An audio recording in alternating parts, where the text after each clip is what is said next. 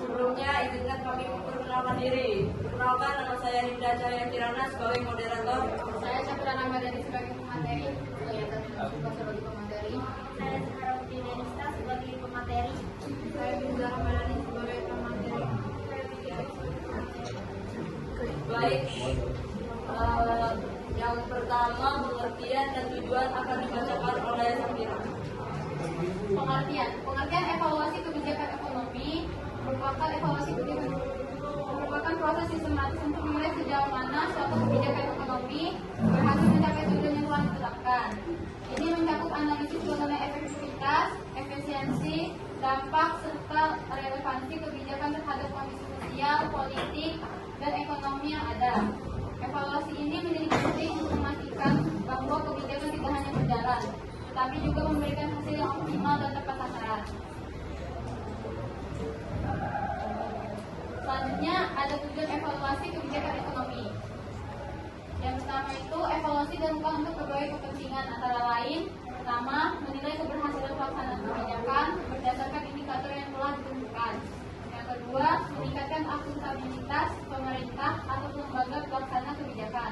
Yang ketiga, mengevaluasi efektivitas dan efisiensi pengangguran anggaran, penggunaan anggaran atau sumber daya. Yang keempat, mengidentifikasi dampak kebijakan terhadap masyarakat, ekonomi, dan lingkungan.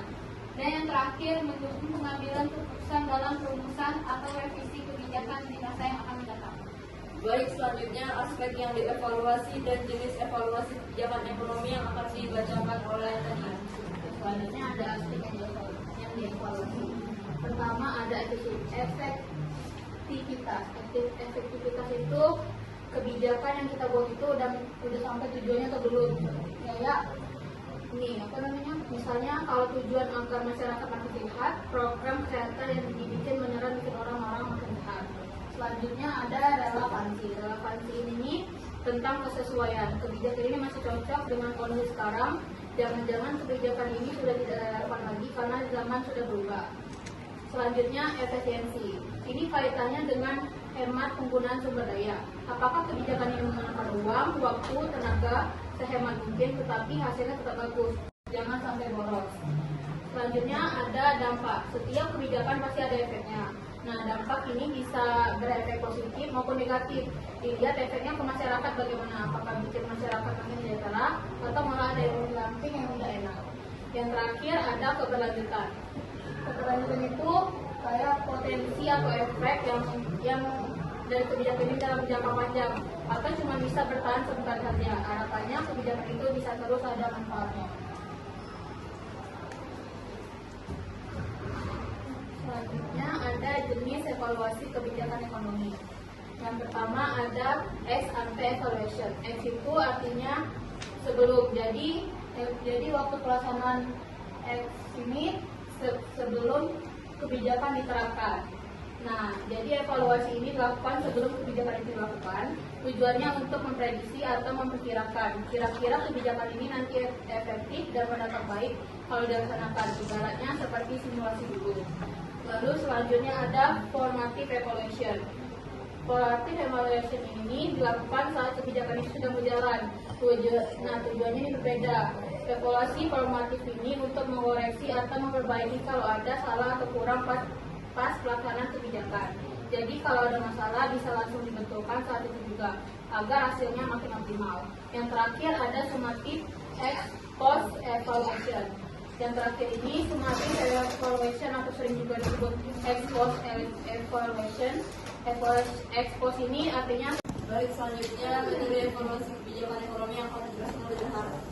Baik, jadi metode evaluasi ini ada 3. Yang pertama kualitatif, wawancara mendalam, diskusi kelompok terarah atau FGD, focus group discussion, observasi lapangan, studi kasus, dan analisis naratif. Yang kedua kuantitatif, survei dengan kuesioner, analisis statistik dan ekonometrika, dan studi komparatif atau sebelum dan sesudah kebijakan. Dan yang terakhir nih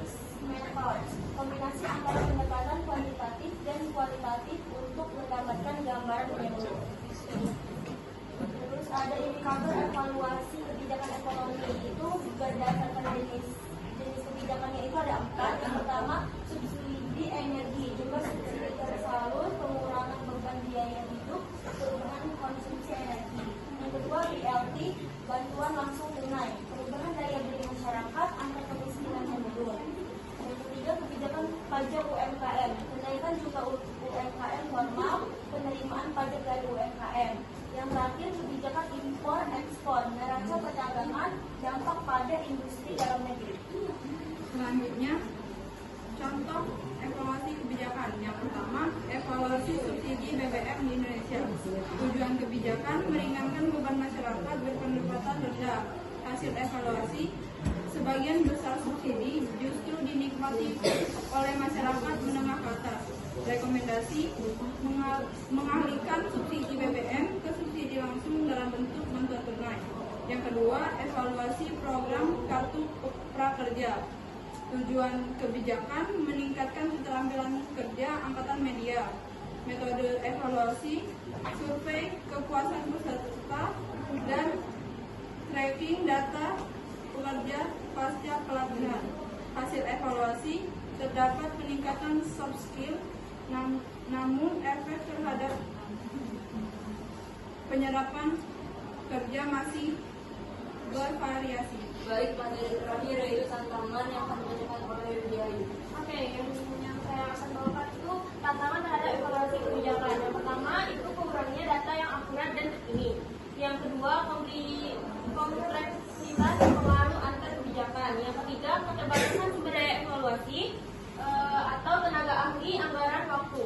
Yang keempat, resistensi politik atau birokrasi terhadap hasil evaluasi. Yang kelima itu kesulitan mengukur variabel kualitatif seperti kepuasan atau persepsi publik. Baik, sekian presentasi dari kami. Jika ada yang kurang jelas bisa ditanyakan.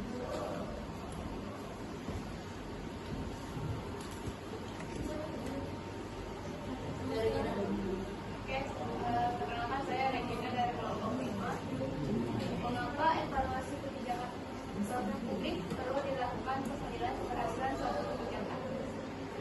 Bisa tolong diulang? Mengapa evaluasi kebijakan publik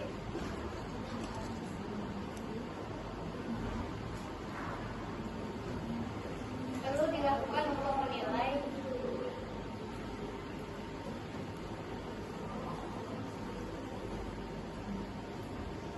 keberhasilan suatu kebijakan? Jadi, Regina, siapa lagi yang mau bertanya? Oke, Feby.